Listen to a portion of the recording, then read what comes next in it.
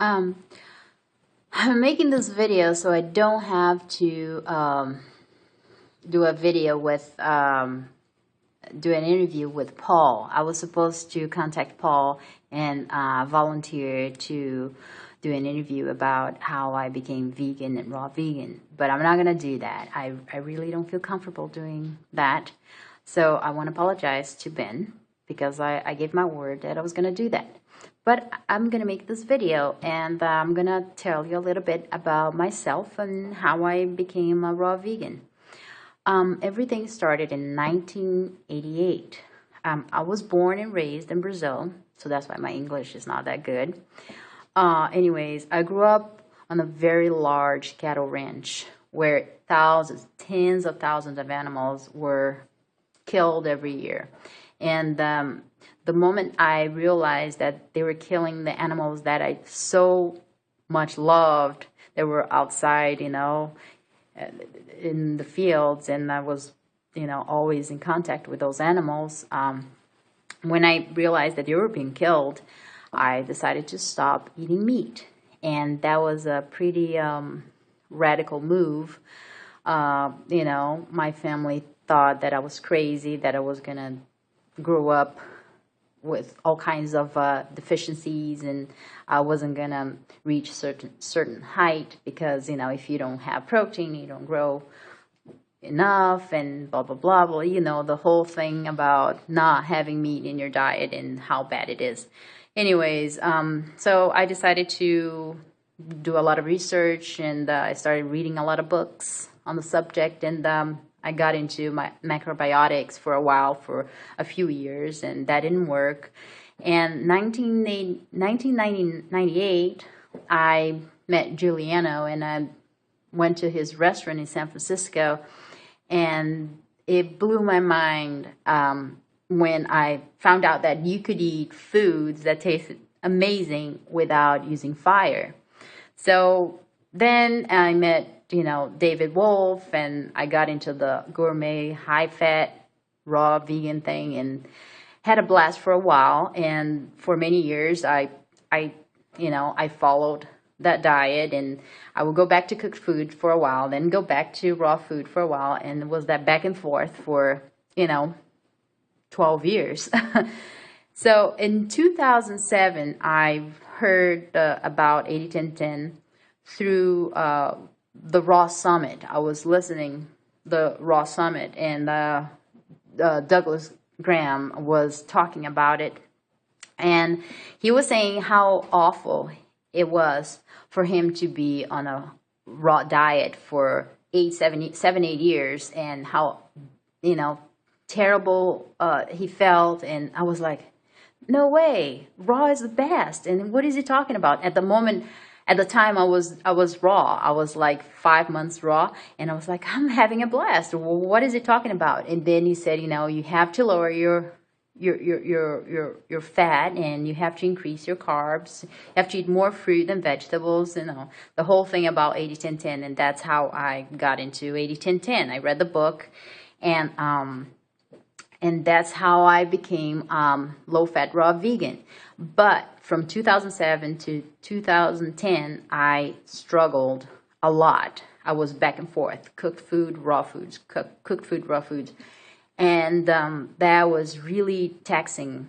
Mentally, I was like in a very bad place. I was sad. I was, cranky. Life sucked.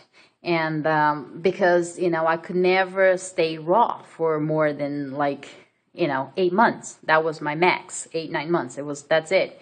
And then I would go back to rice and boiled potato. I never went back to, oils or salt or anything extreme. It was very bland, but,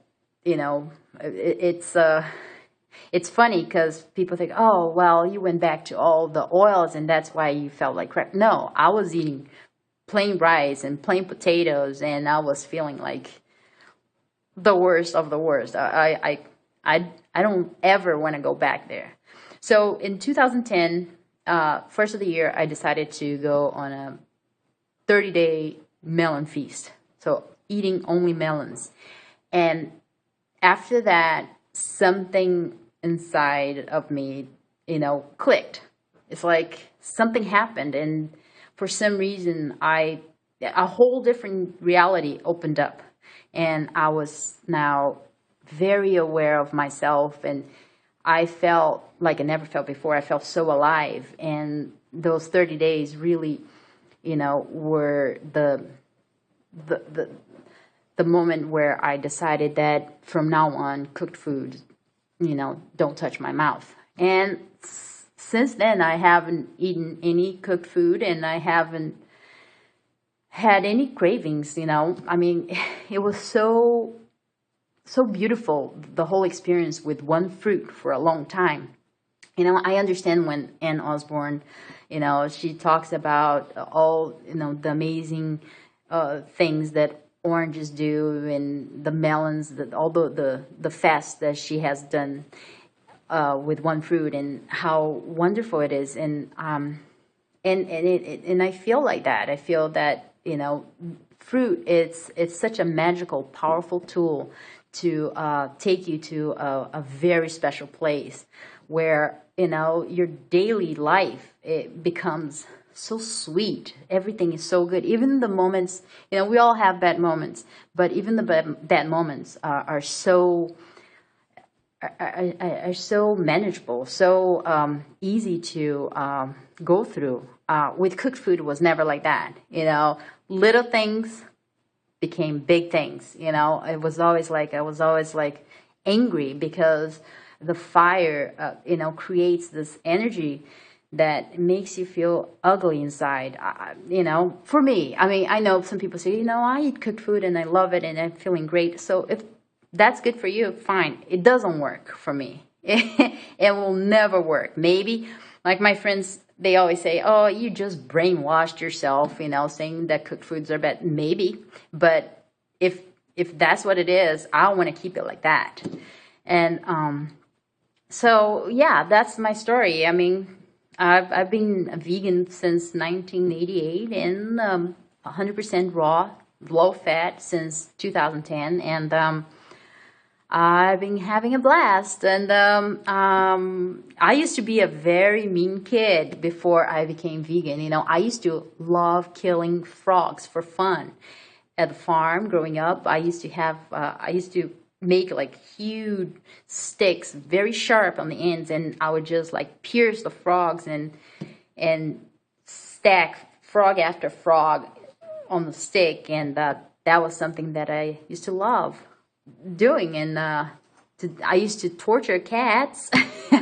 I used to I wanted to put a cat in, I put a cat in the microwave, and my sister saved the cat because I was about to fry the cat. That's like, and today I think, all that meat, I used to eat meat, every day for at least 2 meals, and all the dairy and all the candy, I think created this anger inside, and I was just expressing that, by torturing little animals, helpless animals. And today I'm such a kind person, and I believe that by eating foods, with high energy, with positive energy, you become positive. I mean, that's how I feel, and that's my opinion. I don't know, people are different, and that's my experience.